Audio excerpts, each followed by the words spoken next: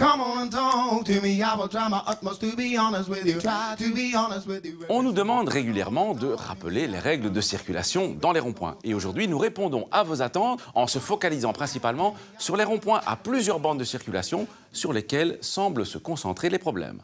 Commençons par rappeler qu'on n'a pas la priorité en abordant un rond-point, comme le rappelle la signalisation en place. Cela veut dire qu'il faut aborder le rond-point à une vitesse modérée pour pouvoir s'arrêter à temps. Et cette priorité en accédant à un rond-point, vous la devez à tous les usagers qui y circulent déjà.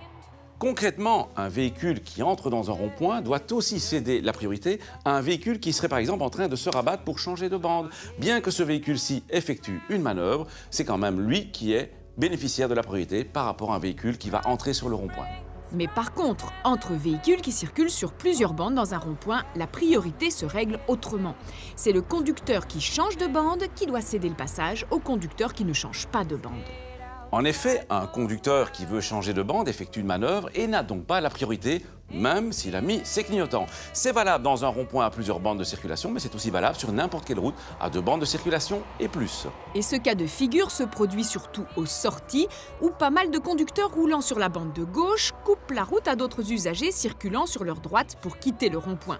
En plus de ne pas bénéficier de la priorité, le conducteur qui quitte un rond-point de cette manière commet d'office une infraction, puisqu'il faut en principe serrer à droite au préalable avant de virer à droite. Et cette règle, qui est généralement bien respectée dans la plupart des carrefours, l'est beaucoup moins dans les ronds-points, sans doute à cause de leur forme circulaire, et c'est à la base de nombreux accrochages. C'est pourtant à cause de cette règle qu'on recommande de ne pas rentrer dans un rond-point par la bande de gauche si c'est pour sortir à midi ou à 15h, car dans ce cas, vous n'avez pratiquement jamais le temps d'effectuer proprement votre manœuvre pour serrer à droite. Et effectuer proprement sa manœuvre, ça veut dire actionner bien à temps ses clignotants pour se rabattre tout d'abord sur la bande de droite sans gêner personne et clignoter à nouveau à temps pour sortir du rond-point. Et insistons encore une fois sur l'usage des clignotants pour sortir de rond-point, car c'est ce qui permet aux autres conducteurs de s'engager plus facilement. Insistons aussi sur le fait que clignoter ne vous octroie aucune priorité supplémentaire. C'est une indication utile pour les autres usagers, mais qui ne vous donne pas le droit de leur couper la route. Une autre question qui nous est parfois posée, c'est de savoir si l'arrêt et le stationnement sont autorisés dans les ronds-points. Le code de la route ne dit rien de particulier à ce sujet, mais ça ne veut pas dire que vous pouvez faire ce que bon vous semble, car bien entendu, les règles générales s'appliquent aussi dans les ronds-points.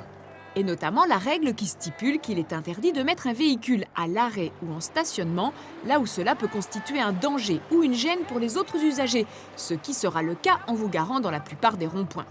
Bref, sauf aménagement prévu par le gestionnaire de voirie, il vaut mieux éviter de se ranger sur un giratoire.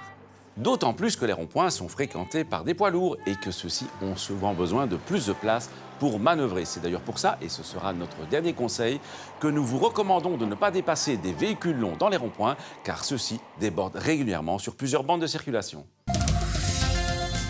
Comment doivent s'habiller les motards et leurs passagers ? Été comme hiver, la loi leur impose de porter un casque, mais aussi des gants, une veste à manches longues et un pantalon ou une combinaison, ainsi que des bottes ou des bottillons qui protègent les chevilles. Le casque doit être homologué pour la moto. Les autres équipements ne doivent pas être homologués, mais nous ne pouvons que vous recommander de vous procurer des vêtements spécialement conçus pour la pratique de la moto. À la semaine prochaine et d'ici là, bonne route!